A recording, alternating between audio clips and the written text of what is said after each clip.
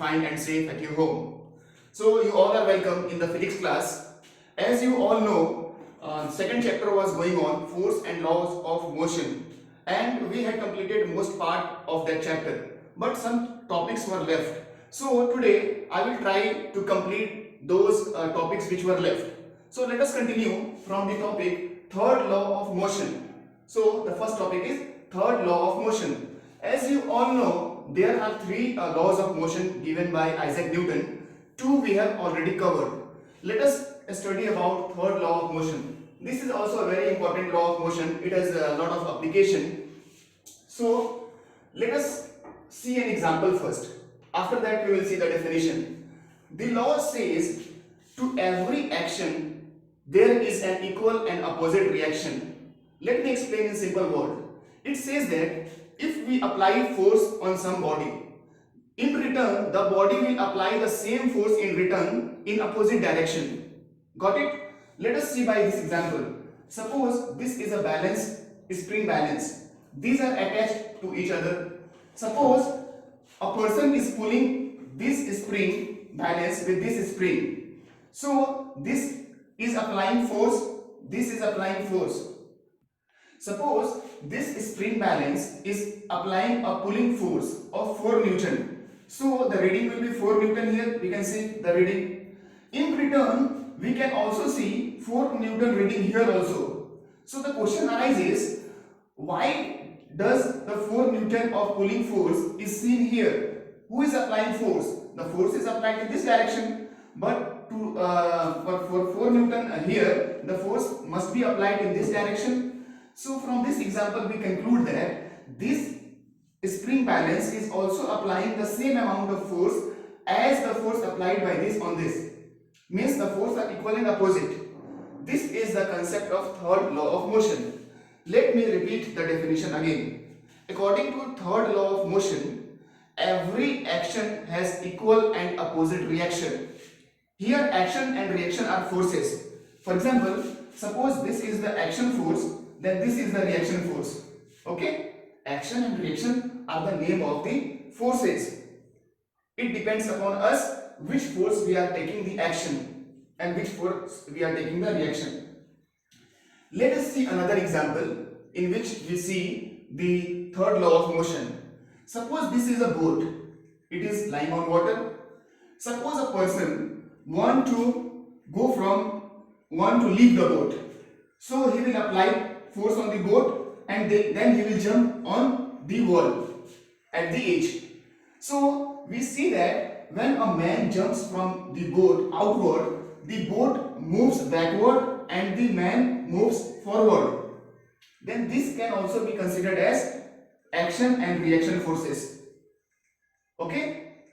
The third example, let us see the third example. It is the example of gun. Have you seen gun? Yes, air gun. In air gun also, the third law of motion is seen. Let us see how it is. As we know, when we strike, when we trigger the gun, it applies force on the bullet. Then the bullet moves forward in very high speed. This is the bullet, this is the gun. The gun applies force on the bullet, so the bullet moves in forward motion in a very high speed. Then according to third law of motion, the bullet must have applied the same amount of force on the gun. According to third law, if the gun is applying force on the bullet is also applying force on the gun. That's why we see the gun recoils. It gives jerk. When you trigger a gun, the gun gives a jerk. It moves a little bit backward. If you realize, this is due to the third law of motion. The backward movement, the point to be noted here is that the backward movement of the gun. Why? The question arises, why does the gun recoil? Recoil means backward movement, jerk. Because of third law of motion, this bullet has applied some force on the gun. So we can consider the reaction force, action force here, and reaction force this one. Action and reaction are always equal and opposite. Okay? Got it? Okay. Let us move forward to the next topic, conservation of momentum. What is the topic? Conservation of momentum. This topic is a result, you can say this topic is derived from this law of motion. Okay, this topic is a result of third law. It is not a independent topic. It is related to third law. Due to third law, this law is made. Okay, some laws are interdependent. One law makes another law. In science, some laws are independent. Some laws are dependent on another law. Some laws are derivative of another law. So let us see laws of conservation of momentum. As we have already read what is momentum, I think you have read clearly. Momentum is nothing but the product of mass and velocity. Got it? Momentum equal to mass into velocity. Let us see what does this law says. Let us see the definition first. Then after that we will see the examples. According to the law of conservation of momentum, it says when two bodies interact with each other, when two bodies, suppose these are two bodies, they are interacting, means colliding, interacting with each other, then the momentum before interaction, the total momentum before interaction is equal to the total momentum after interaction. Got it? Let me explain in another way. Suppose these two skates are in motion, they collide each other. Then before collision they had some momentum, after collision they will have some momentum. According to the law of conservation of momentum, the total momentum of those bodies before collision, or you can say interaction, is equal to the total momentum after collision. See here, I have given an example. Let us see example. Let us see illustration by an example. I am explaining this by an example. Suppose there are two bodies. The name of the first body is A. The name of the second body is B. They are moving in a straight path. Suppose these are cars or bikes or scooters or anything. They are moving on a straight path. The mass of the body A is denoted by ma. The initial velocity of body A is denoted by ua. Similarly, mb, ub. There is a question, when does this body collide? It is a normal logic that for collision, the speed or velocity of A must be greater than B. Then only it can collide. Okay? Suppose the collision happens. After collision, they are separated and moving in forward direction. After collision, the velocity will change. It's normal. The velocity will change because some force are applied.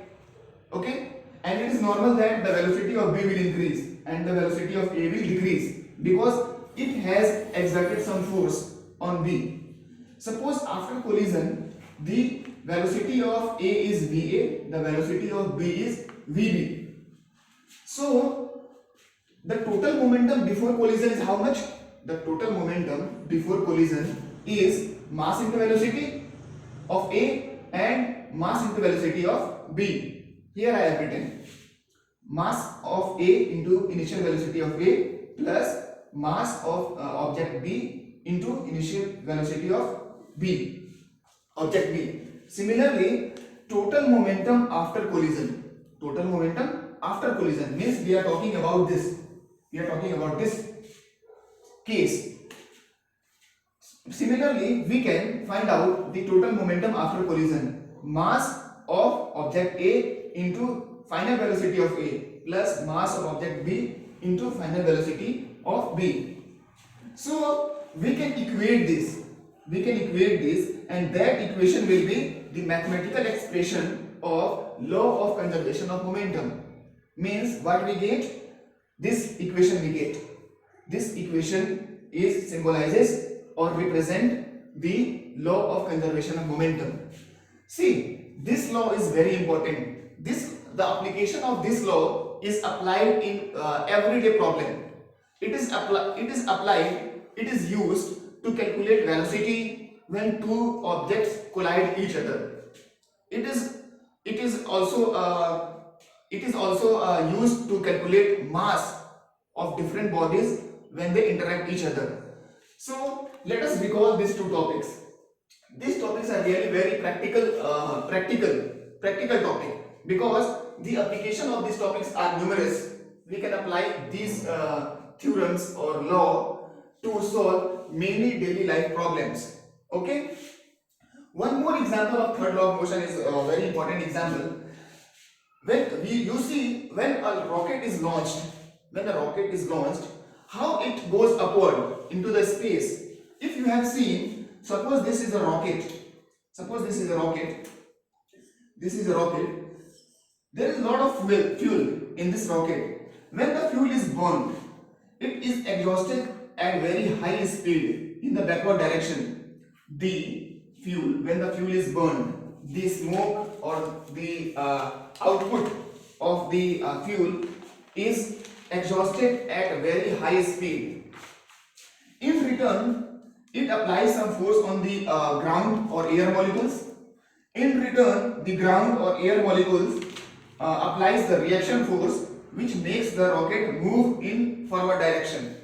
Means the movement or the motion of the rocket can also be explained on the basis of third law. So the chapter is finished right now. So let us recall some important formulas which is very much useful to solve numerical problems. It is very important to learn by heart these formulas. It is used while solving numerical problems. Okay. Actually, we have already learned about equation of motion. These equations are also helpful in the question regarding force. The equation of the previous chapter is also useful. It is also used sometime to solve numerical problems of this chapter. So let us recall one by one. First, the formula of force. Force, as we know, force equal to mass into acceleration. We can also write this formula as mass into V minus U upon T, because A is equal to V minus U upon T. We can also write like this. What is the SI unit of force? It is Newton. It is denoted by N. Okay. Now the formula of momentum. Momentum equal to, it is denoted by P. Momentum equal to mass into velocity. What is the SI unit of momentum? It is kg meter per second. We can write kg meter per second like this also, and we can write like this also, meter per second. Okay, both are same. We can give -1 power or we can give slash. One more important things to note here. Force is directly proportional to mass and acceleration. What do you mean by directly proportional? Means if the mass is more increased, then we have to increase the force. Or if the acceleration is increased, we have to increase the force. Okay? This is the meaning of directly proportional. Now let us revise or recall the equation of motion which we learned in the previous chapter. In the chapter motion. It was also given by Newton. The first equation of motion is V equal to U plus AT. Let us see what is the meaning of these terms. V means final velocity of the object. U means initial velocity of the object. A means acceleration. T means time taken. Okay. The second equation is V square minus C square equal to 2AS. Third equation is S equal to UT plus half AT square. Here S is the distance covered by the object. So I hope you all must have understood the chapter and you all are revising it. Solve more and more problems. Physics is the practice. The more you practice, the more concept will be clear. Practice lot of numerical problems as well as theoretical problems. By the theory problem, your concept will be clear. You will gain more and more knowledge. Your concept will be clear more and more. By solving numerical problems, your numerical concept will be clear. Your application, you will come to know what is the application of physics to solve the daily problems, life of daily problems. Okay, here I would like to end the chapter. Okay, thank you.